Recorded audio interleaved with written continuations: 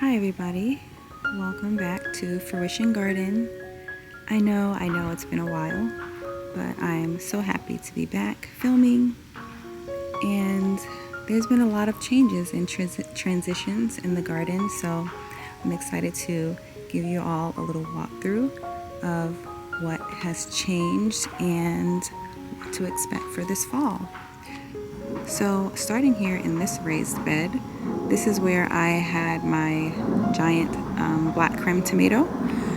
And now we just have some beautiful ginger that is looking great. I can't wait to see how the ginger looks because the plant is very tall, as you can see.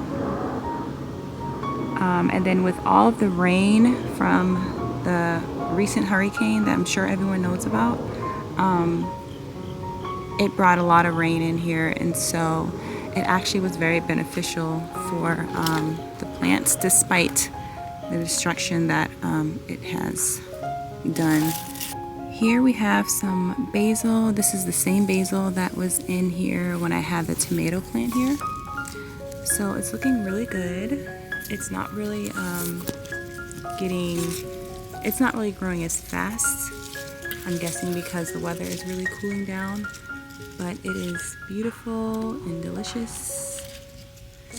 So there's the basil, and then this is that eggplant that was kind of stunted, but it clearly is doing great now. I actually need to harvest these, and maybe I'll have some eggplant today for dinner.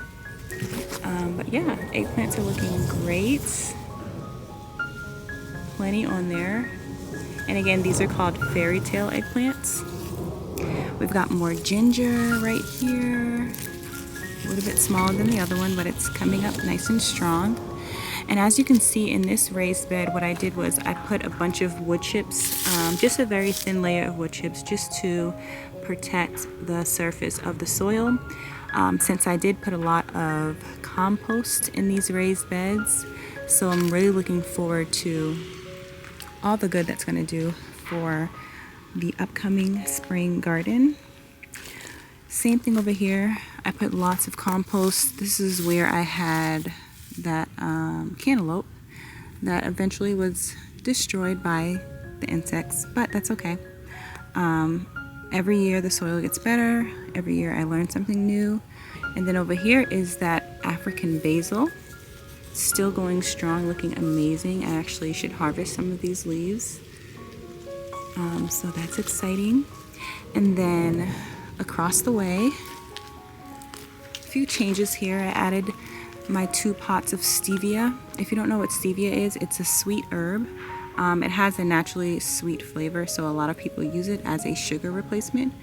I like to use it in my teas, so when I'm brewing loose leaf tea, I just throw in some of these stevia leaves, and it works perfectly as a sweetener. So I have 2 pots of stevia here. And then this is my white sage. We recently harvested this, so there's not many leaves on it right now. And then also we recently harvested the rosemary, which is so flavorful and delicious. So there's a rosemary. Got a random eggplant growing back there out of the wood chips, doing its thing. And then across the way we have this raised bed, which does not have many things growing in it, but if you look closely, you can see that the parsley that I had in here previously that kind of died back, I let the seeds just fall back into the soil, and now we've got cute little parsley plants just popping up everywhere, so I'm definitely gonna let those go. And then I cleared out everything else and again amended it with some compost and a thin layer of wood chips just to get it nice and prepared for the winter. Same thing in this area right in front. Oh, I think I forgot to tell you all about this little plant. I moved this plant here. This is called salad burnet. It's also an herb, and it kind of has a melon flavor. Very mild, and it's great if you just throw it in like a salad. So yeah. Moving on to This raised bed over here, again, I also cleared this out, did the same thing that I did to the other one that I just showed you.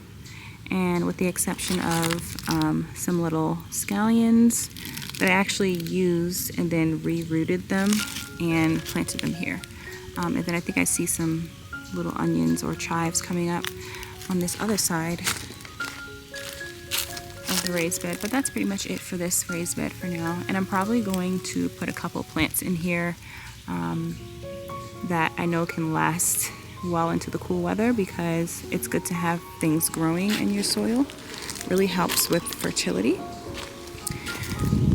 Coming back around this way, I did lots and lots of cover cropping this year. So this essentially is my fall garden. My fall garden is going to be cover cropping. I really want to work to amend the soil and to really make it healthier and stronger.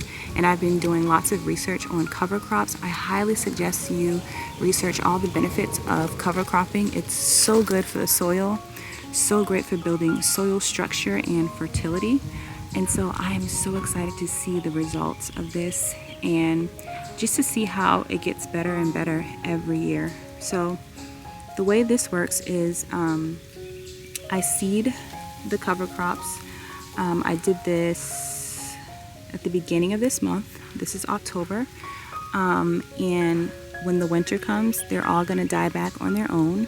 So it's important to start them later in the season so that, they don't get over mature to the point where they start to go to seed and drop seeds all in your garden. The point is to grow them so that the roots and tubers of these crops can help to loosen the soil, soften the soil, provide a food source for the animals and critters in the soil, and also to perform photosynthesis so that we can keep this soil solar powered for as long as possible. And all of those nutrients will be stored in the soil all through the winter so that it's ready to be utilized for my spring planting. So I cannot wait to show you all how this turns out. And if you're wondering what kind of crops we have in here, this is some wheatgrass, some daikon radish. There's peas in here, and I believe this is vetch, I think is the name of this one. But they all have different types of root systems that collectively help to enrich the soil and improve the structure of the soil, improve the water retention in the soil. So really, really excited. And once again, make sure you all do your research on the importance of cover cropping. I think that you'll find it to be really interesting. Okay, so there's lots more of that going on. So I'll show you a lot more places where we did the cover cropping. But moving on, this is a strawberry that's looking really healthy, really good. Yeah.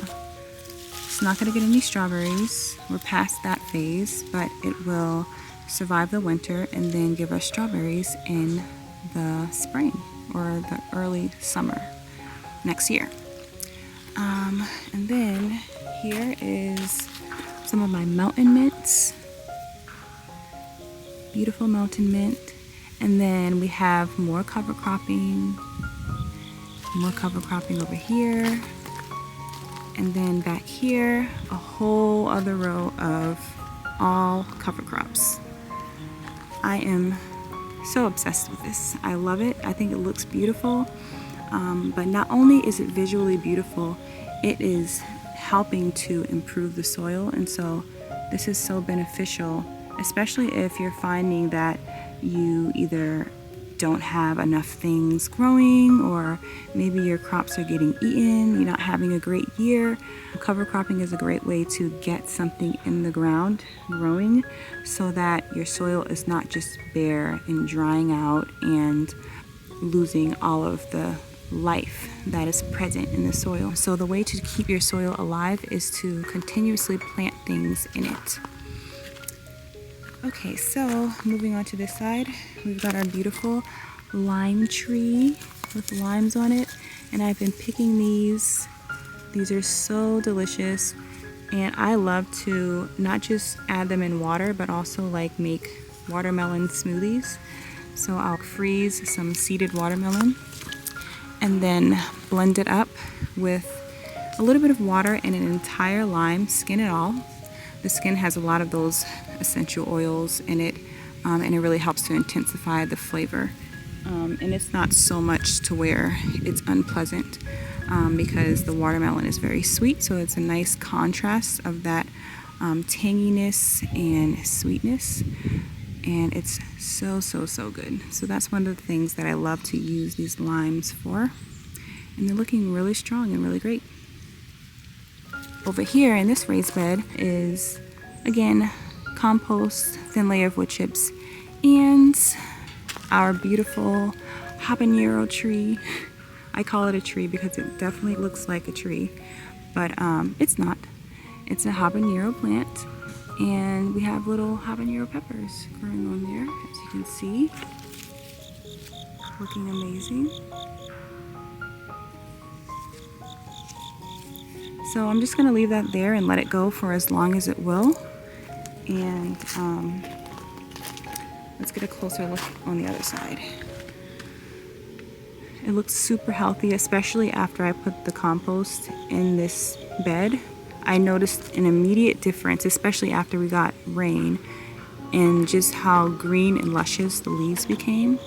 And so that's why I decided to leave it here and not pull it up, because I think that we actually might get a couple of peppers off of it.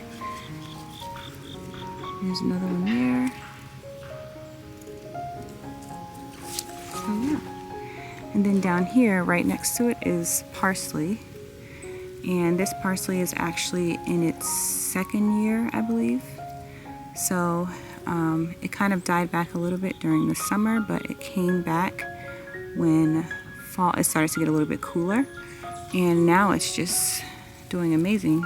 And it's delicious and potent and beautiful.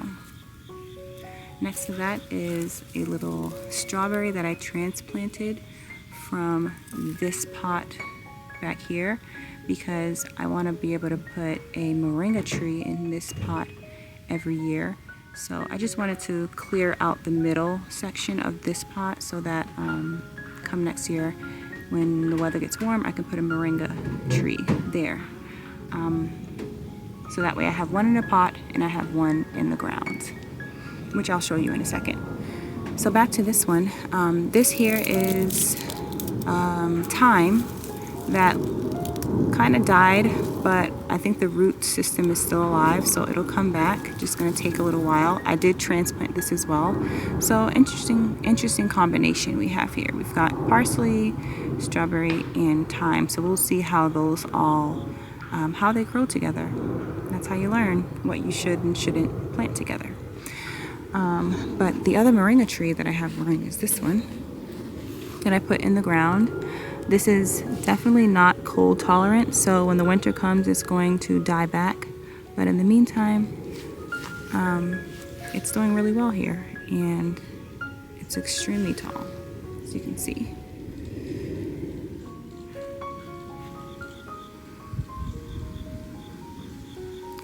And it's very easy to harvest the leaves. You can cut the whole stem off, or you can just kind of slide your fingers down the stem to get the leaves, and then just brew it with some boiling water, and it's delicious. And then here is some oregano that I transplanted into this pot. This is a great idea to put oregano in a pot if you don't want it to take over your garden, because it does spread very easily and very quickly. So that's why I decided to put this in a pot, although it's a little too late for that because I do have oregano in the ground that is spreading like crazy, but I don't mind because I harvest it a lot and dry it. So I'm really excited for that. Strawberries here, more strawberries. These were all transplants and they've really taken off. And then down here in this pot is lemon balm. That's looking a lot healthier. Again, the rain has really done wonders for all of these leafy greens and herbs and things. So, yeah. And then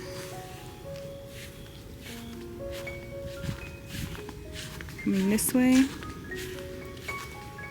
we have this area over here that used to have the pole beans on it, that I cleared out and did more cover cropping, and it's looking great. This is where I had the mullein. It's a very pretty fuzzy leaf. This is actually the seed pods that came from that plant. And so what I did was I broke them off of the plant and just laid them flat over the wood chips. And my hope is that the seeds that are inside of these here will just drop and seed themselves all along this pathway here. There's other plants and things here too, but I would love for the entire thing to be mullein. And yeah, I like to use the mullein, dry it, harvest it, and use it to make tea. It's just great for the lungs, great for congestion, great for colds. So, yep, and it's called mullein. And then moving on, we have this surprise pot of all volunteer plants with the exception of this avocado tree that I've transplanted here that seems to really like this pot and is doing very well. I don't know what variety it is, but it is from the store. It's a seed that we just threw in our compost and it started to grow. So I took it out and transplanted it into this pot and it looks amazing. And then we have next to it lettuce. This lettuce just reseeded itself. I don't know where it came from, but it looks beautiful. Definitely am going to harvest some of this for dinner today. And then we have a pepper plant, also volunteer, and a beautiful, healthy looking eggplant. I don't know how all of these things are growing together so harmoniously and beautifully and not competing. They seem to all be healthy, but I'm gonna leave it here. I don't know if this will get any eggplants because we're kind of late in the season. Fall is around the corner, so probably won't get to the point of an eggplant, but maybe we can get like one of them. That'll be cool. And moving on down here, I planted some comfrey all along this area here that should be popping up soon. And then there's more lemon balm here, as you can see. And then more comfrey I seeded, or not seeded, but like I used a little cutting of the stem, or of the root rather, and I put little pieces of the root all along this way as well. So we should have comfrey coming up all around. I think that will look really, really pretty. And I like growing a lot of comfrey because of its many, many benefits to the soil, to the plants surrounding it, and also to make salves and balms and stuff for muscle and joint issues. Next is our little pot of sage, and I'm realizing that this video is 20 minutes long, so maybe I'll end it after this. But this is sage. These are a few different varieties. I know there's some white sage in here. There's also some broadleaf sage. We recently harvested from it. Did a nice like full harvest, so we have some new growth coming in, and the smell is so good. Growing your own herbs is so fun and so easy, and it saves a lot of money. You get bundles and bundles of organic herbs that would cost so much in the store, but you can just throw them in some soil and grow them yourself. It's amazing. So I think that's going to conclude this part of the video. I'll definitely do another part 2 of the fall tour. So I hope you guys enjoyed this video, and I hope that you'll tune into my next one. And until next time, thank you so much for joining me. I'm glad to be back, and I hope you'll come back for my next video. Thanks so much, and enjoy the rest of your day. Bye.